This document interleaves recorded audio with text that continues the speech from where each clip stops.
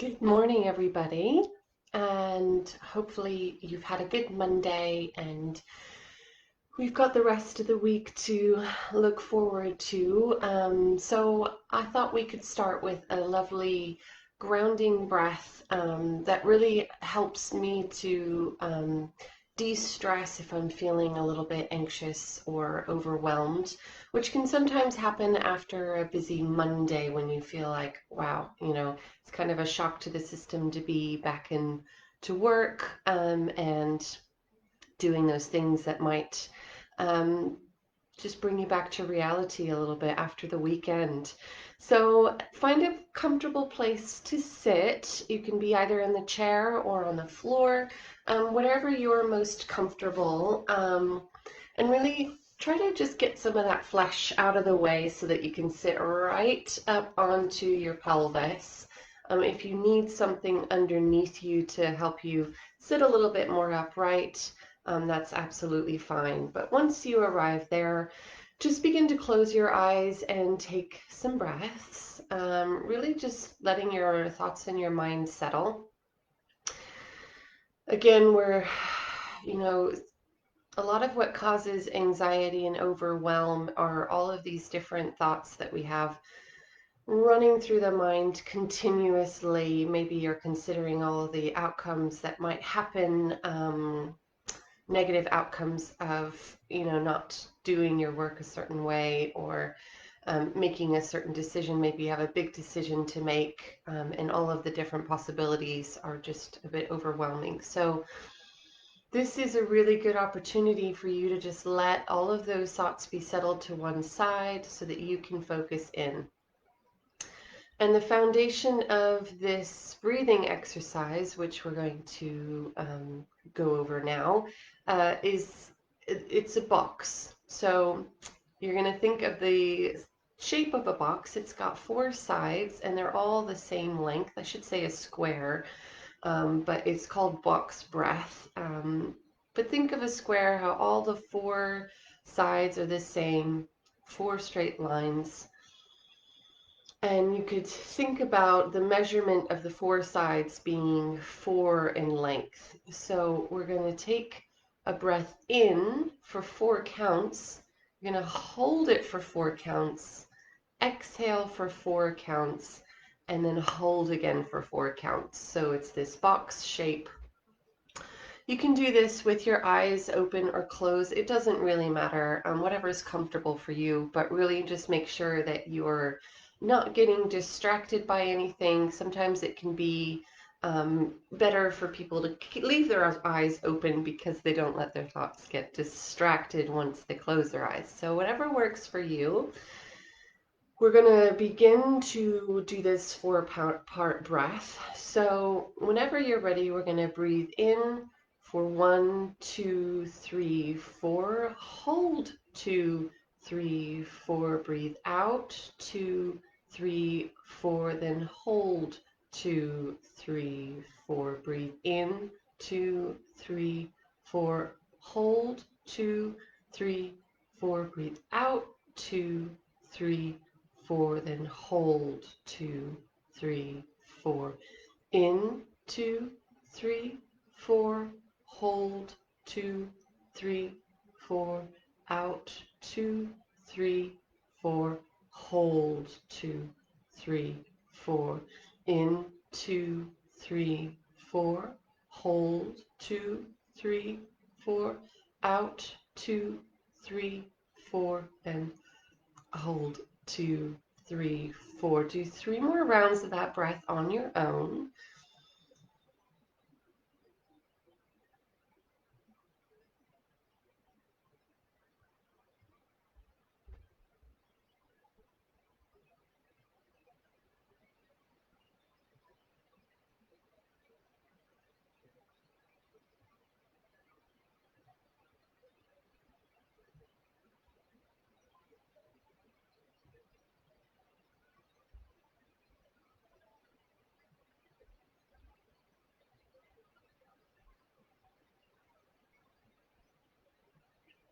How did you find that?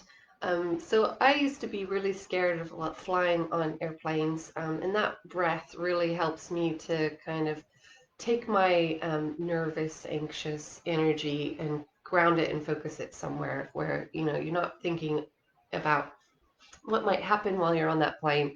You're just thinking about your breathing. So I really like to use that for stressful situations.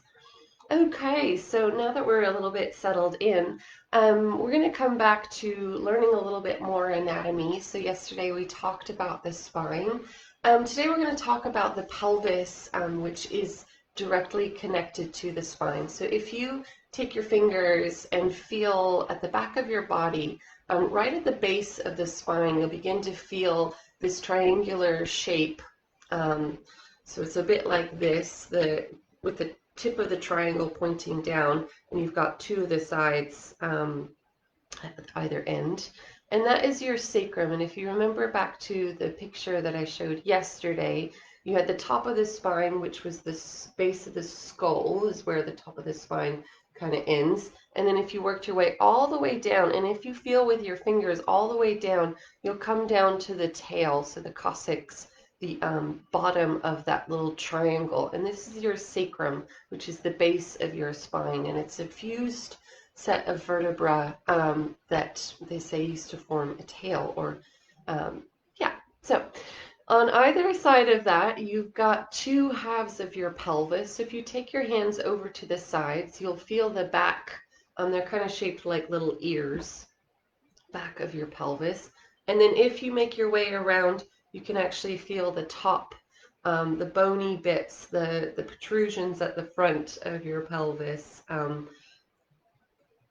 They're kind of, right in line with your belly button. So that's where you kind of can locate the top of your pelvis.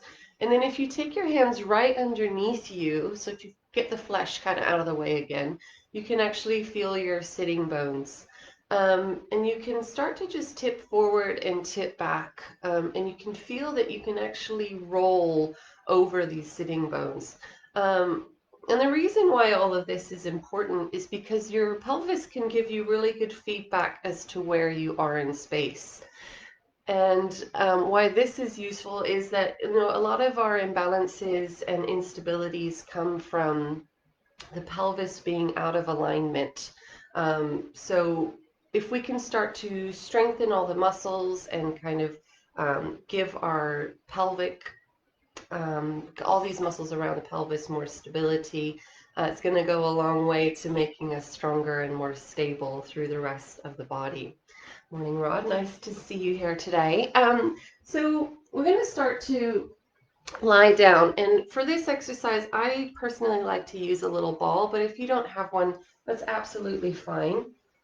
It's not really that necessary for what we're going to do. Find your place on your mat. You're going to take your pelvis, lift it up, and put your ball underneath the sacrum, that little triangular bit that we just talked about. Or if you're not using a ball, just begin to take your hands and form a little triangle on top of your pelvis. So you're kind of placing that triangle over the top of where your sacrum would be lying on the mat. So you can kind of feel underneath your palms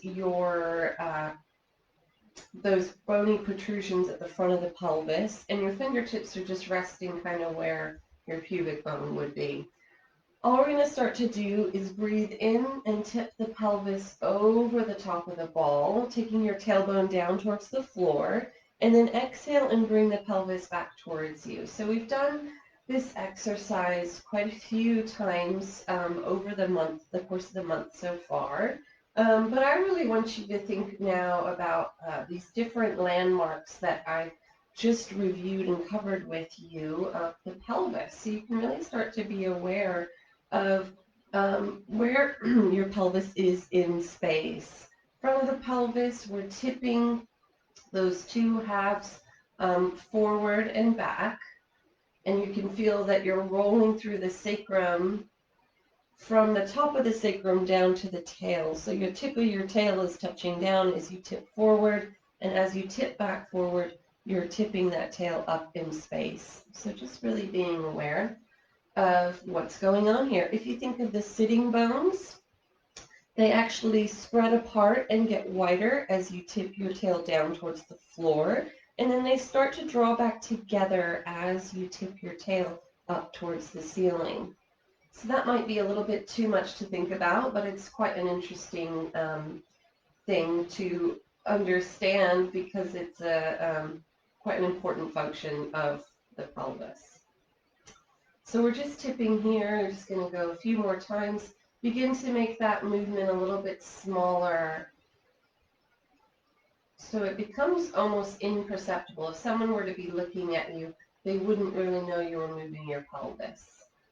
And then just find a place where you're right in the middle. Okay, so now we're going to go from side to side.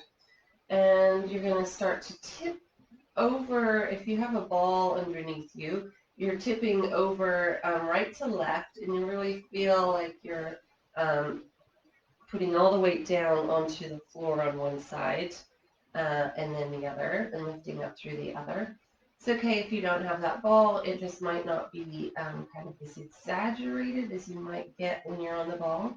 You'll feel, rather than your knees sliding side to side, they're actually sliding forward. Notice my feet don't move, but you're getting this sense that as you're sliding the knee away, you're creating space for the front of your pelvis to start to open up. And then as you slide it in, you're closing in on that space, and you're just letting that femur bone slide back into the pelvis. So again, this exercise on the whole is really good for rebalancing all of these muscles around the pelvis. Really basic, fundamental Pilates exercise, but helps to start to allow these muscles to kind of figure out where they should really be supporting your pelvis in space. Hopefully that makes sense.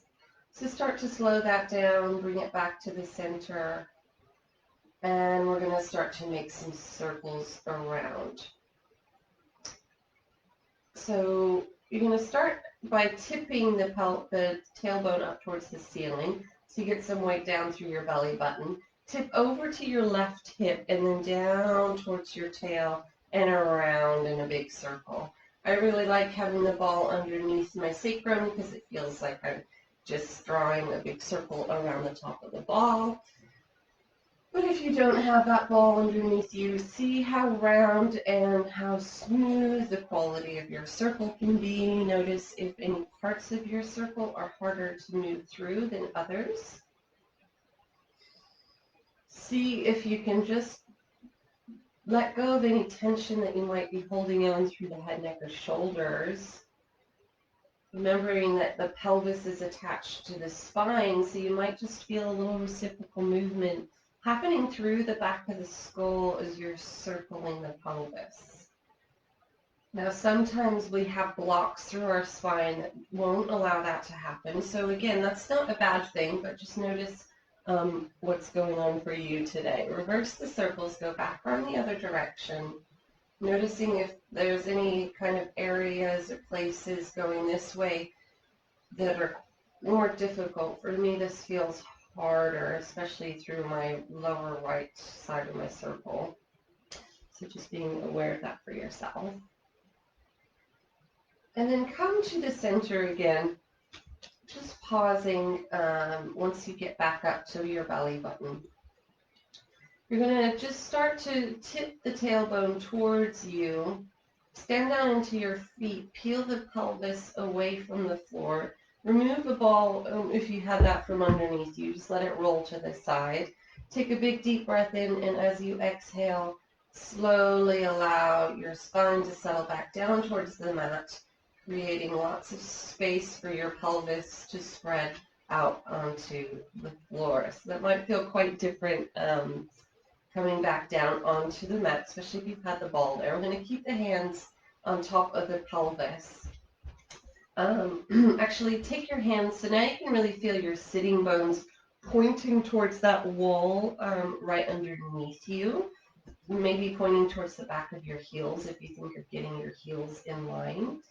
Hands on top of the pelvis, and you're just going to let your right knee fall out to the side.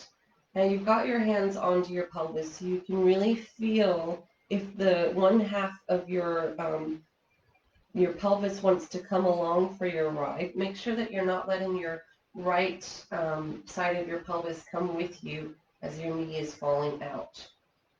And your sitting bone is keeping pointed right towards the back of your heel. And then bring that back. Try the other side. If you just try letting everything hang over to the side and place your hands on your pelvis, you'll notice that those 2 points are way off kilter. So come back to the center. Come back to just making that movement a little bit smaller so you can really feel when there's an exaggerated movement going on there. That feels pretty easy. Try bringing one leg up into tabletop. So into this position, keeping that sitting bone pointing towards the wall underneath you. Bring your other leg up into tabletop. Bring the legs together so that you have somewhere to bring the legs home to. And start doing this up in a tabletop position. Notice that maybe you don't go as far with your knee falling out to the side. So this is just adding an extra little bit of challenge for your stability of your pelvis. We've got the legs up in the air, which is a little bit more challenging. Come back to center with that. Create just about a fist distance of space between your knees, wherever you are. And then just begin to start to dip one toe down onto the floor and bring it back up. So if you didn't bring your legs up into tabletop, you can just lift one leg and then lower it back down at a time, just tuning into what your back is feeling like today. But we really want to be aware that I've got my hands on my lower ribs as well, so I can be aware that that space between my lower ribs and the top of my pelvis isn't changing as I lift and lower my legs. So I know that that space at the back of my body, back of the pelvis, isn't really changing either. And this is really testing that stability of the pelvis. We'll just do one more on either side. And then let that foot come down, let the other foot come down. Bring your hands up, take them back behind the back of the head. So you've got support for your head. And we're going to take a big deep breath. Exhale, roll up into that position that we were in yesterday when we were practicing the shapes of the spine. And then see if you can keep the pelvis, so keep your sitting bones pointing towards your heels. And now bring one leg up into tabletop, lower it back down without changing the shape of your pelvis. Seeing if that's what that's like for you. So notice if now you really have a tendency to want to tip from side to side when you increase the challenge a little bit with your head up in this position. Let's try one more time each side. And then slowly lower back down. Deep breath in, create a little bit more space, a little bit more length for the neck here. And then exhale, we're going to slowly curl up. Take one hand back behind the backs of the legs, and then the other. Create a little bit more space to roll up. Make sure your sitting bones are still pointing towards the back of your heels. And then bring one hand behind the back of the head and the other. Okay. From here, we're going to take one leg up into tabletop and then the other. Bring both hands back behind the backs of the legs now. And we're going to try a little bit of a little roll up, which is another really basic, fundamental Pilates exercise. You're going to let your head, neck, and shoulders begin to be picked up as your feet go down to the floor. You're going to roll right up onto your sitting bones. A little bit forward of your sitting bones to get really tall. And then exhale, begin to roll back off of your sitting bones. Create space through your lower spine. Feet are the very last thing to leave the floor. And you're lengthening your spine onto the mat. And again, let your feet get heavy. Let your legs take your arms, your head, your neck, your shoulders up to the seated position. Grow really tall. So now we're combining movement of the pelvis with movement of the spine. You should feel a lovely bit of length and elongation as you're going along. We'll do that twice more. Picking up through the head, neck, and shoulders, and coming up to a nice tall seated position, and then coming back down. Nice and easy. Last time like this.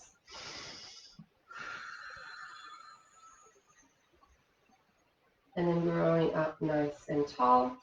And then coming and finding your lovely comfortable seated position again. So I like to get my little cushions, settle them out and around me. Now another thing to keep in mind with your kind of how your pelvis can help you support your posture to create lots of length and space when you're seated at your desk is like really thinking of where your sitting bones are, where your front of the pelvis and is in relationship to that, so that you're creating, this even stable pelvis wherever you are, not just when you're doing Pilates. So kind of get an idea and a sense of where that is when you're here in your comfortable seated position, because we want to spend less and less time kind of slumped down like this or kind of hanging out with our one leg kind of pulling the pelvis out of position, and more time really just letting the pelvis be balanced and level wherever we are. So just allow the eyes to close if that feels comfortable for you. We'll start to do a little body scan here. Just letting the thoughts settle and focus again from the crown of the head. Just noticing any sensations there, any tingling, coolness, heat, any lightness, heaviness, pain, lack of pain. Beginning to scan on down through the right side of the face, past the eye, the nose, excuse me, and the mouth. And then past the left side of the face, the left nose, side of the nose, and the left side of the mouth. And then scanning on down through the right side of the head, past the right ear, left side of the head, past the other ear, the back of the head. Again, just noticing any sensations. Maybe noticing and appreciating your anatomy. Letting the muscles around the neck just relax. So it doesn't feel like much effort to support your head here. And then just scanning down through your shoulders, your right shoulder, noticing any sensation there through the upper right arm, the elbow, the forearm, and the hand. And then down through the left shoulder, the upper left arm, the elbow, the forearm, and the hand. Being aware of any heaviness, lightness, pain through any areas of your body. Noticing that maybe from one area to the other, there's changes in your perceptions and your feelings of these sensations. Scanning down through the chest, the abdomen, and the belly. Back up through the spinal column, and then scanning down through the upper back, the mid-back, and the lower back. Scanning through the thighs, left thigh, the knee, the left lower leg, and the left foot. And then through the right thigh, the right knee, the right lower leg, and the right foot. And then just bringing your awareness back to the breath, breathing in through the nose and out through the nose. Beginning to just focus all of your attention, all of your awareness on the breath. Counting the breath if that's helpful to you from 1 to 10.